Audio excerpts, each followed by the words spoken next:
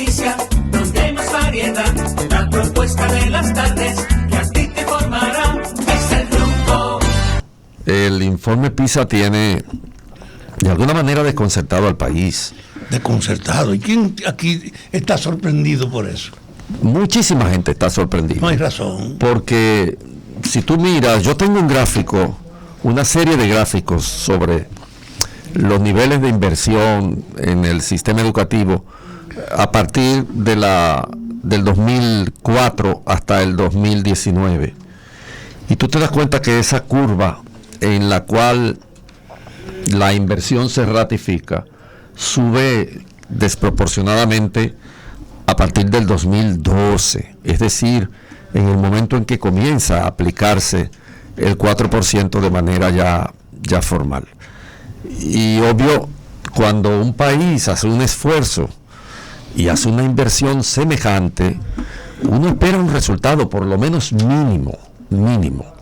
Yo hice, y quiero decirlo antes de hablar, porque mi tema de hoy también va a ser sobre el tema PISA, en mi columna del periódico Hoy yo hice 3 artículos cuando el Ministerio de Educación decidió someterse al experticio del informe PISA, de PISA.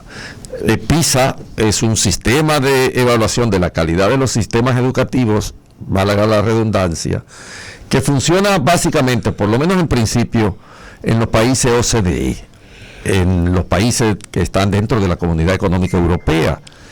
Y lo que PISA pretendía, en principio, era justamente configurar algo así como una especie de cartografía del deseo de cuál sería la educación óptima para los países de la OCDE. Siendo así, el informe PISA, el trabajo que hacía el levantamiento de la información, era muy estricto y obedecía a un trabajo de laboratorio. No era como el informe del CERES, del CERCET, por ejemplo, o los distintos informes sobre estudios de la situación educativa en el continente hispanoamericano. Allí eran informes tipo laboratorios, en el sentido de que lo que se diagnosticaba, lo que aparecía en el dato, era el producto del trabajo nociológico sobre el objeto dado. Vale decir, ¿cómo se hace PISA? Se va a un aula, a un ámbito determinado, y se hace se repite lo mismo, y se le somete a los estudiantes un texto para lectura, y después una indagación sobre lo entendido, sobre la riqueza de lo narrado y sobre lo creativo. O sea, el estudiante tiene que hacer también una descripción creativa, aportar y dar certeza del entendimiento de lo leído. En matemática igual. En matemáticas son formulaciones, problemas que se le sitúan y él tiene que desarrollarlo. No es como los informes del CERCE que combinan ambas cosas y que es además una propedéutica. No. En el caso de PISA es una demostración objetiva del discurso del saber, de qué nivel del saber tiene el estudiante. Yo escribí 3 artículos porque me parecía que era muy violento que el sistema educativo dominicano se sometiera a el rigor que los países OCDE tienen respecto de lo que ellos creen que debe ser su sistema educativo. El primer resultado, nosotros tenemos 2 con este ya. El primer resultado de PISA fue sencillamente, se desplomó 2015. Las expectativas, el del 15. Y ahora este último ha sido sencillamente retroceder en lo que respecta a las aspiraciones de mejorar el sistema educativo dominicano. Mira, Andrés, desde la primera indagatoria acerca del nivel educativo quedó claro una cosa, lo que ahora aparecen los números, el retraso de todo el estudiantado, y remitió al propio poder hacia una necesaria disyuntiva. El dinero del 4% lo dedicaron a construir porque era más fácil repartir el dinero construyendo que aprovecharlo en lo que indicaba la vida, que era mejorar la capacidad docente. Porque lo que está en evidencia ahí es el resultado del trabajo de nuestros maestros.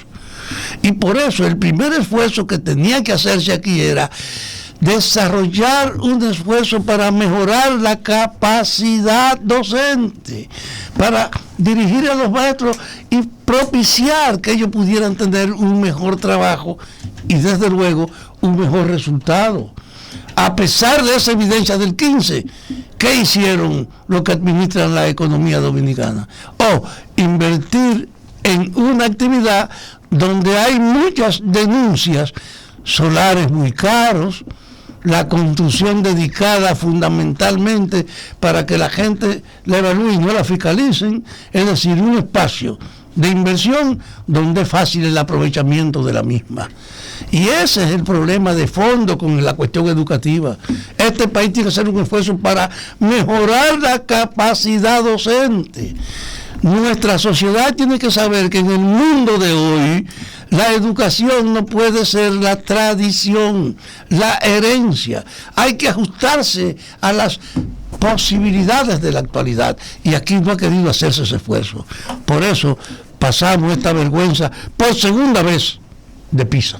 Yo voy a referirme también al tema como comentario central probablemente, pero quiero añadir algo con respecto a esto que de forma preliminar ustedes han tratado.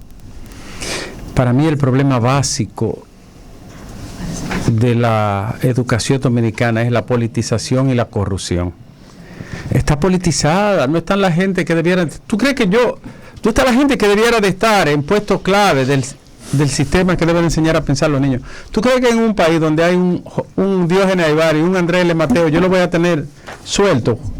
Que pudieran ser dos contribuciones, y así debe de haber decenas de profesionales de diferentes áreas, pensadores, PhD, de diferentes niveles. ¿Tú crees que yo voy a tener a un Diógenes Aybar científico con PhD en química y en física en Estados Unidos y la Unión Soviética, y Andrés L. Mateo, por ejemplo, para citar dos casos? Yo lo voy a tener suelto así, cuando debieran de estar dentro del sistema educativo pensando cómo enseñar, cómo preparar a nuestros niños a pensar. Entonces el modelo educativo dominicano está permeado de politiquería, los que dirigen los regionales, los que dirigen las provinciales, los directores. Todo eso no es más que la paga de un favor político en la inmensa mayoría de los casos. No está la gente que debiera estar en los países donde la educación tiene un valor supremo, tal cual debe de tener.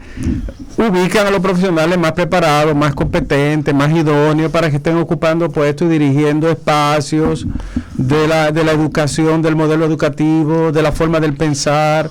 Las matemáticas deben de ser el centro de la atención del modelo educativo, y no lo son. ¿Y por qué no lo son? Porque hace tiempo se descuidó esto.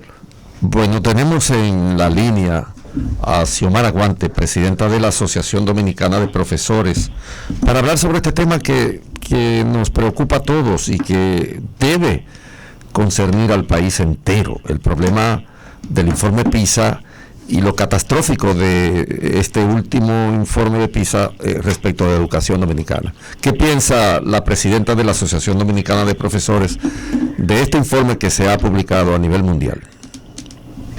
Bueno, buenas tardes. Gracias a ustedes por permitirnos dirigirnos a su importante audiencia. Bueno, nosotros, la ADP, ha hablado en reiteradas ocasiones sobre los resultados de pruebas PISA.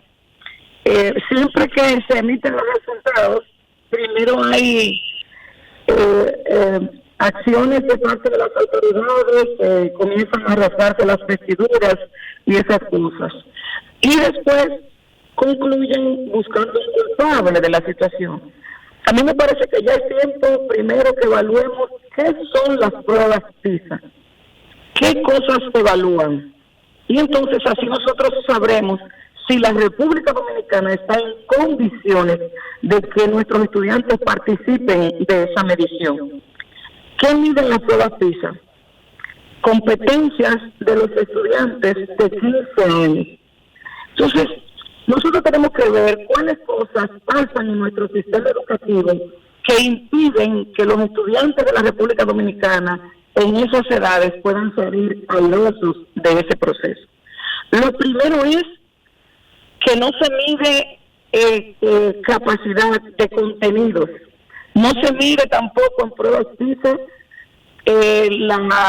la docencia que imparten los profesores y las profesoras. Se miden competencias de los estudiantes de 15 años. Entonces, ¿qué de entrada hay de diferencia? Bueno, la mayoría de esos países, los que quedan en lugares privilegiados, es porque importantizan de manera integral la educación. La escolaridad de los estudiantes de estos países inicia a muy temprana edad. Los estudiantes nuestros, en tanto que la educación inicial en este país es la cenicienta del sistema educativo, inicia muy tarde la escolaridad, de manera que ya vienen con un retraso. Pero además, ¿qué cosas evalúa también PISA? La cantidad de estudiantes, qué cantidad de estudiantes recibe docencia por aulas. Aquí las aulas funcionan con un hacinamiento terrible. Esas son condiciones que impiden que se den en óptimas condiciones los procesos. Igual que los estudiantes entran muy tarde, igual que no hay insumos en nuestros centros educativos. Un estudio que presentó la ADP recientemente dio cuenta de que no teníamos libros en los centros educativos, pero ese mismo informe lo ratificó el IDEC en su observatorio, que también dijo que hace 5 años que no hay libros de texto actualizados al nuevo currículum en nuestras escuelas. Entonces, si nosotros no le hacemos una radiografía a nuestro sistema y comenzamos a implementar las políticas que verdaderamente vengan a revertir esas situaciones, entonces es difícil que logremos salir airosos de eso. Te habla Fafa. Yo escucho tus declaraciones y en el fondo lo apercibo como una crítica al proceso indagatorio de PISA.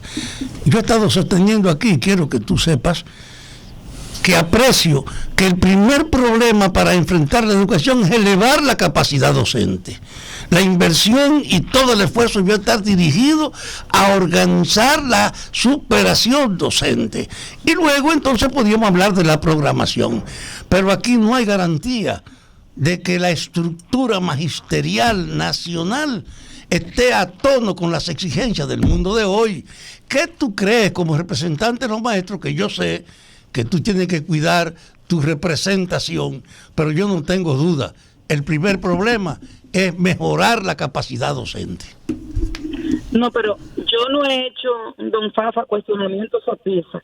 Yo he querido puntualizar porque a veces se habla de la prueba PISA y entonces tenemos que ir a lo que plantean los mismos que diseñan esas pruebas, que ellos dicen que evalúan. Yo no cuestiono la prueba, yo digo lo que evalúa la prueba. ¿A qué cosas se da la prueba a evaluar? Y que entonces en eso que nos tenemos que concentrar. Mire, y con relación a la formación de docentes, yo no tengo problemas en abordar la cosa con toda la responsabilidad. Nosotros hemos dicho que desde el Estado, que tiene que ser el garante de la formación de los docentes, tiene que mejorar los procesos de formación. Los maestros y las maestras, los que se profesionalizan por encima de un título de licenciatura, lo hacen con sus propios recursos. Entonces, eso sería de las políticas que tenemos que fomentar, pero no que el maestro lo tenga que pagar, sino que tiene que ser una política de que en vez de que el Ministerio de Educación y el INAFOCAM, que tiene la responsabilidad de la formación continua de los docentes, se dediquen a preparar maestros nobles, que no es tarea del INAFOCAM, que entonces se concentren en preparar planes y programas de formación centrados en la escuela, para que entonces podamos revertir algunas situaciones que se pueden revertir con formación, pero no es poniendo la responsabilidad en otros hombros, es cada quien asumiendo la responsabilidad que le corresponde. Gracias, Xiomara Guante, que es presidenta de la Asociación Dominicana de Profesores ADP. Gracias por compartir con nosotros este momento. Siempre a la disposición. Donde surge la noticia, donde hay más variedad. Donde surge la noticia, donde hay más variedad. La propuesta de las tardes.